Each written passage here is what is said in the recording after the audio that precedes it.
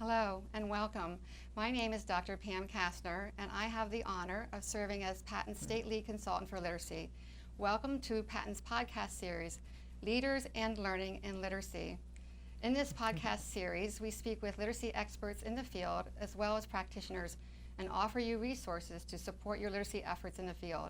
Today, we are very fortunate to have literacy expert, co-author, internationally literacy expert, co-author and national letters trainer, Dr. Carol Tolman with us.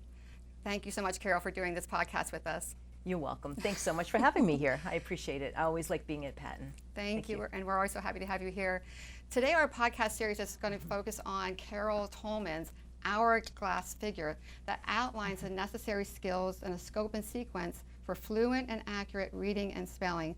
This is a theoretical framework that really informs the field, and we're anxious to have Carol share that with us. So Carol, want to give us a little information about yourself as well before we start talking about the Hourglass? Sure, just a little. Just to say that I'm excited to be here with all of you because literacy is my love, as well. I hail from New Hampshire, but I'm all over the world, as Pam suggested, and I have the honor and I'm really humbled to be a part of the LETRS family. That's a large LETRS family, the Language Essentials for Teachers of Reading and Spelling, where we teach teachers how to teach reading and writing, and hopefully spread the content, knowledge, and information that we wish were in higher education and isn't always there.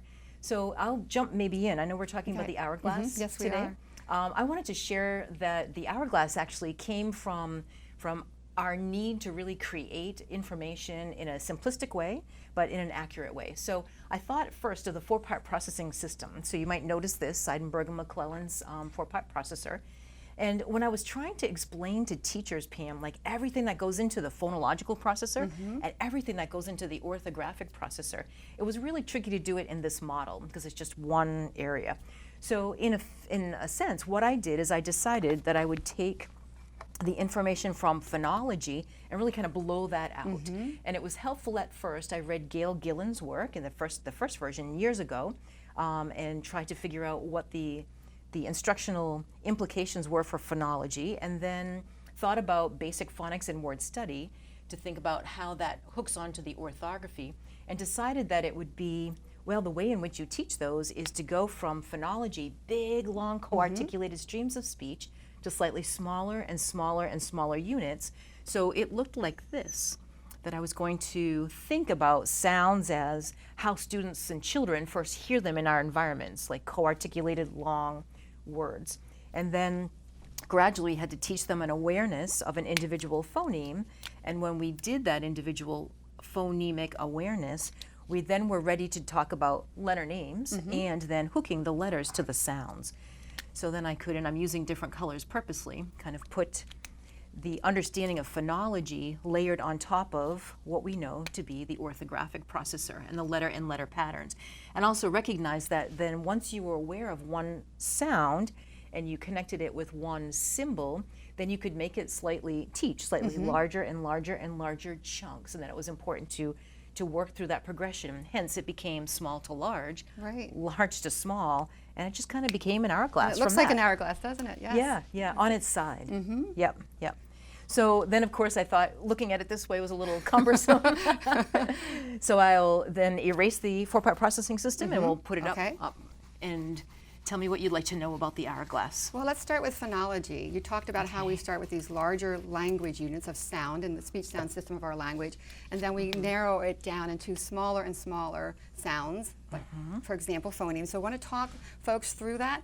Specifically, I know we're going to talk about 3 levels of phonology and how Dave Kilpatrick has kind of informed that advanced phonemic awareness. Yes, great. Okay. So you're right. The top part is phonological awareness, which is that big umbrella term that goes over everything to talk about our awareness of sounds at many levels. You're right in that there's an early, a basic, and an advanced level that I try to represent here. And in some ways, we're working down this continuum when we work down with really good programming, such as we're doing David Kilpatrick's activities, or we might be working through Hegarty and different programs that might represent that within their programs.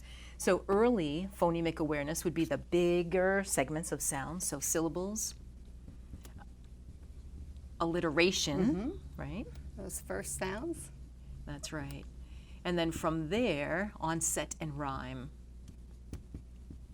So all three of those levels would be considered that early phonemic awareness. They're pretty large levels. But of course, to get the real connection to reading and spelling, we have to be aware of an individual phoneme. So basic became important next. So we have segmenting and blending as two skills that are within the basic level. And then of course that's not good enough, and we know that from David Kilpatrick's work, that we want phonemic proficiency. We want to be automatic with all of this, and we have to be accurate all the way down to the advanced level. So I was pretty excited to see that reflected in his research and then capture that on the Hourglass. So of course we have the ability to delete sounds and substitute and reverse them. Yeah, and most when in the field, oftentimes when we think about phonemic awareness, what I'm seeing is folks are pretty aware of segmenting and blending and how important that is. But the advanced phonemic awareness, I think, with Dave Kilpatrick's work has really brought that to the forefront, that we need to have, as you said, that phonemic proficiency, not just that conscious awareness, but proficiency, and then these advanced skills of deletion, substitution, and reversal. So I think his book pretty much set the world a bit on fire about these advanced skills. I think some people are still trying to figure that out, true. So I often think, like, in second grade, there's still something to be taught. And then, you know, with our advanced phonemic awareness, and the automaticity is really important. And many times when I see students come up against poor reading skills or poor spelling skills, I often go down, and when I look in phonology, I can find that there might be some weaknesses. You know, I wanted to mention that this one right here, as soon as you are aware of an individual phoneme, then you can start talking about the idea of layering that on with a grapheme, a letter or a letter pattern, right?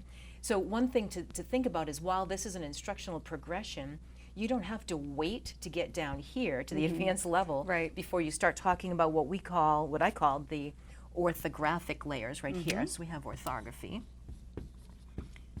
okay, down here. And then, just as we saw earlier, once we are aware of an individual phoneme and we know letter names, we can start hooking the letter name and the letter sound together. This is where the alphabetic principle occurs. I love how it's illuminated here in terms of that bottleneck right there. So if I go from these larger language units in sound to these smaller units, and right here we have the alphabetic principle when we're matching sound to print at the individual sound level. Right, right. So all this is phonological and phonemic awareness, and this now becomes your phonics right in here. So if we were thinking about how we teach orthography, and this is a lot to write, but we go from smaller letter sound combination to slightly larger and larger and larger. So I had to struggle with which terms to include and in what order. So if we think about the word grapheme, a grapheme is a letter or a letter pattern that represents a phoneme, an individual sound. So I used that here first, and then I brainstormed all the different terms that would be used for single sounds represented you know, in our orthography. So if we have two letters that represent one sound, that would be a digraph. Yeah, and that would comes next. And three letters would be a trigraph. And that's in the consonant world. And then with vowels, you know, we have vowel quadraphs for that matter, if we, you know, if we use that terminology. So we just use vowel teams, right? And so we talked about vowel teams. So all of these terms here are representing one speech sound by, you know, by our graphemes here. It doesn't mean, though, that you teach it in lockstep order in this way. There are a lot of vowel teams in our language, and they are spread between, well, an awareness in first grade, and then of course we teach them much more explicitly in second grade, and some for reading, and then of course some for spelling. But in general, it's that's a one sound represented with one grapheme, a letter or a letter pattern. But then we get on to more than one sounds. So if you have two or more consonant sounds that retain their own sounds, we're talking about lens. And then we talk about word families, which are the vowel and everything else that comes after that, right, as we spell that. And then we're getting into larger and larger chunks. So we talked about things like the syllable types. And then, of course, morphemes, which are nicely connect to meaning easily. And then we, of course, talk about etymology, where words come from. And that actually infuses and influences everything, because every word comes from somewhere, and every spelling and pattern comes from somewhere. So that's how those words were kind of evolved in my thinking about the bottom part of the Hourglass. My goodness, it is such a revelation, it really is. Can you tell, it truly is, because it really is a wonderful scope and sequence to inform not only instruction, but also intervention and assessment. So how have you seen school districts use this in a very meaningful way to make a difference for kids with instruction and an assessment? Sure. So what I'm appreciative of is now that people are becoming more aware of all the assessments that are available, then we map them right on here. So you can take a look at where teachers see their students falling. So you would want to know generally where should a student be based on their age and grade level, right? You know, and what you're teaching, and then you can give them assessments that find out maybe if they aren't doing very well. For instance, you can do very quick, brief screeners. Say you're doing like an Ames Web or maybe a Dibbles. Some of those, like Dibbles still does have like first sound fluency, and that checks to see if they're aware at the alliterative, but really the onset level. Then they have PSF, so phoneme segmentation fluency. And so we think about, can they segment words? And even that, though, is just that little screening to see whether or not they have moved down that part of the continuum. And then from there, they actually then have nonsense word fluency. And that's where you're in the bottleneck, because now you're looking at CVC words and trying to determine whether or not you can read those accurately by segmenting and blending them, and hopefully automatically. And then depending on what grade level, we put ORF way down here, right? You know, so usually you need to read quite a few words and patterns as you're getting in mid-first grade Consolidating and beyond. all of this in an accurate and automatic manner. Yep. So what's helpful for me is when teachers see that with the screening tools this way, I try to share that these screening tools are just little dipsticks to see how are we doing, but it's not the whole curriculum. You know, you wouldn't want to really test the whole curriculum. You'd have no time to teach. Right. So fast and efficient and effective. Sure.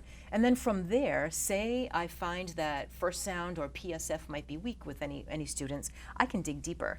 And one of the ways in which it's very helpful to is then I could look at the past and what the past does. So I could write it this way. Dave Kilpatrick's past. Correct. Yep. Kind of writing it. The past looks at this whole continuum, and it looks at it through the level of both accuracy and then automaticity. Down here, I could utilize a phonics screener. Like in LETRS, we have a phonics and word reading survey. So some kind of a phonics screener. And it's important to do that out of context. To be, you know, when you do that screening and that little informal diagnostic, because I want to know without context, without vocabulary and background knowledge, can they look at a word that they are seeing just cold and read that word, decode it. So the phonics screener really is helpful. And then also spelling inventories that are progressive. Take a look at the bottom. You can analyze that for orthographic errors. You can analyze that for phonological ones too. So spelling inventories are helpful as well. So we're moving from these universal screeners that tell us how kids are progressing and whether they're on track or not, and then towards diagnostic assessments that really tell us why they may or may not be on track. Right, that's right. Yep, so it tells us first who might be in trouble, and then, oh, okay, so then what area or areas am I going to really target if I'm doing Tier 2 or Tier 3 supports? Okay. So have you seen any way they've used, we talked about assessment, but have you seen how they've used the Hourglass to support instruction? So for example, when they sit down and perhaps have a meeting about a child that may be a concern, do they pull out the Hourglass and talk through that? How has that supported that rich dialogue about students who may or may not be at risk? Sure. Well, so we put it on the wall, or we put that on a T-shirt, or we have to show that. Yes, for sure. Or we put it, in folders, and we as we talk through instructionally where we are, we can point and sort of talk about where we should be, grade level and age level wise. And here's one big idea about instruction that came up not too long ago with someone's question that really the Hourglass was helpful for. Someone had wondered, if we're trying to get kids to read bigger words, shouldn't we jump right to the rhyme level, right, and word family level.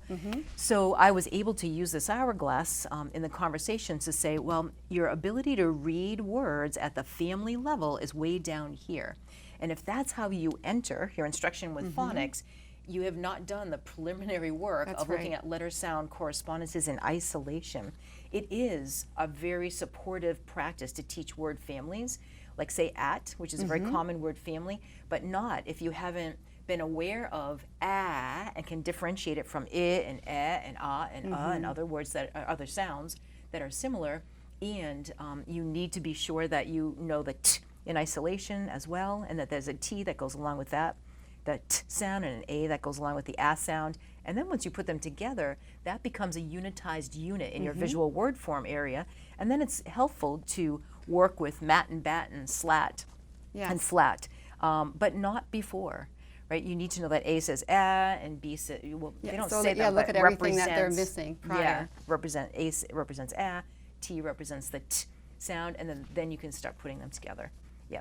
It's a So wonderful way. that's really helpful for instruction, I found. The other thing too, when we talk about phonology, if you'll just talk for a moment about how important it is, if you're teaching phonology or phonemic awareness, how critically important it is for a teacher to know how to articulate the speech sounds of our language, to know them, of course, but also to be able to share those with students in a very direct, explicit manner, so they know about place and manner of articulation. They may be using mirrors, because you can have let's say that you do have a wonderful curriculum and you've looked through your curriculum and you're certain that it's hitting all of these areas, and many of them do not, especially in core programs. There's a smattering of phonemic awareness, but it doesn't really get to the level that we really need kids to be. But in the sense of, you know, how have you seen that used in terms of helping teachers really be much more proficient teachers of reading? I know Louisa always says, if you're a teacher of reading and writing, and I'm sure you do as well, Carol, that we're teachers of language. Right. And that's really what we're teaching here. So can you just talk about the benefit and how essential it is for teachers to really have this knowledge of the speech sound system and know how to articulate that? Sure. Well, what I can use this for, in making that point clear, is that if you are not phonemically aware, accurately and automatically, then you can't layer on that letter and letter patterns. We are a speech to print system, not a print to speech system. So it's kind of easy visually to show it that way with the hourglass. And within the speech to print piece, when we are solid and accurate, and then of course automatic, at the phonemic level, then we are able to layer our letter and our letter patterns here. This really just can't, you know, all the words that we put in our brain, in our visual word form area, as if by sight, as a good reader, all have a component of phonology to them. So we don't memorize words as visuals, so it's extremely important to make sure that this phonemic awareness continuum is addressed accurately and automatically. And there are times, like I might even instructionally take this piece and blow that out a little bit more to say, well, students need to be aware of an individual phoneme, like show me and they move a block, right? Or point to their nose. Show me right? And then we start putting two sounds together, right? And then three sounds together, and then four sounds together with a blend in the beginning and or the end, right? And then a blend in the beginning and the end with two, and then we have a triple and the CC. Triple sounds here with a single sound, D and or, so this can be out, and then this can also be in with a blend in the back there. And that's pretty much what you need to do in the single syllable world when you manipulate sounds. And we often just teach to the CVC and forget, and then expect students can spell a word like truck, uck, and they do T-U-K, and we don't know why. Well, it's because we're not phonemically aware enough yet to represent those four phonemes, and then put the layer the letter holding and all letter that in like your patterns. phonological working memory. And I know too, we talk when we start with CVCs, if you know the speech sound system of our language, you know there are continuants and stops. And so, of course, we would start with the continuant sounds here for a word like un, because it gives the child longer to hear that sound before we would move into stop sounds. So even within the, you know, the hourglass, there's so much detail to be aware of as a teacher, to know and be able to do, but also for those people who have the responsibility of selecting instruction and intervention resources to have this knowledge and be looking for a scope and sequence that is very logical and goes from least complex to most complex and has all the components that are necessary to establish a skilled reader. You know, the point you're making reminds me, I wrote an article in Perspectives a summer or two ago, and it talked about the idea that when you're an expert teacher and you have this information and knowledge, you can take a piece of writing, a piece of, you know, students reading, and really dig in and figure out why they're doing what they're doing, and analyze that. That, along with this data, this very objective outside of context data, can really help drive your instruction. But when you don't know what you're looking at, and you don't understand the difference between a continuant and a stop, or the phonological sequence. Many years ago, when I didn't know this, I was at a loss. I mean, I went right to here, And that's And where a lot of folks go. I was there too. I mean, when you know better, you do better. That's right. But I can't tell you enough how the impact, of course, of LETRS has had on so many lives, but also just a depth of knowledge around phonology and phonemic awareness, the impact that it has had on the orthography and understanding how foundational that is, because a lot of folks want to jump to phonics, and oftentimes the problem is all the way back here in phonology. And for most of our kids who are at-risk readers, most of them, but not all, do have a phonological core deficit. So this, you know, of course, the hourglass, each and every part is extremely important, but I think it's sometimes, just in my work in the field, that this is the area that's least understood. And I think with Dave's work, it has caused a lot of conversation, and I think a bit of a better understanding about how this is the scaffold and the foundation for mapping those graphemes and those letters and letter patterns, and how essential that is. And without it, if you're intervening only with phonics, you're just not going to see the growth that you want for kids and that they deserve. That's right. I oftentimes watch data, and teachers will say, well, I know I'm using the right, you know, a good phonics program, and I'm doing it with integrity, and we're doing it often, and we still aren't getting a lot of movement. What's wrong? How come that's not working? And 9 times out of 10, when we start digging down and looking at the profile, it's because they're weak somewhere here in phonology, and that phonics program doesn't happen to have enough phonological and phonemic awareness at the level that the student needs in order to be successful. And I know that in my practice with kids of all age, even the oldest person that I've remediated that had a phonological issue that we had to deal with before we could get to phonics and spelling was 55 years old. It just doesn't go away, you know. But when you identify it and then can teach that well, then you know, we made lots of gains in a fairly significantly short amount of time. You know, 3, 4, and 5 years worth of gains with older, poor readers. When you get it right here, and then you can scream on and start, you know, layering the bottom part of the hourglass on. It's absolutely essential, and Carol, your hourglass really informs and supports the work in the field, and I'm very, very grateful for that. Of course, since I'm a huge fan, Dr. Tolman has her own website, which is awesome, drcaroltolman.com. And on her website, I was so lucky, I think it's like last time we were together, I think I won this somehow, but you can even, you know, wear the hourglass, which I think is, it's absolutely awesome. It really is. Great. Carol, you have taught so many. I know you're heading off to Australia here in a couple weeks, but really all across the world you are, and you're so generous with your knowledge. And you know, I can send an email at 10:30 and she's answering at 10:31. So we're very grateful at Patton and in Pennsylvania for all that you have taught us.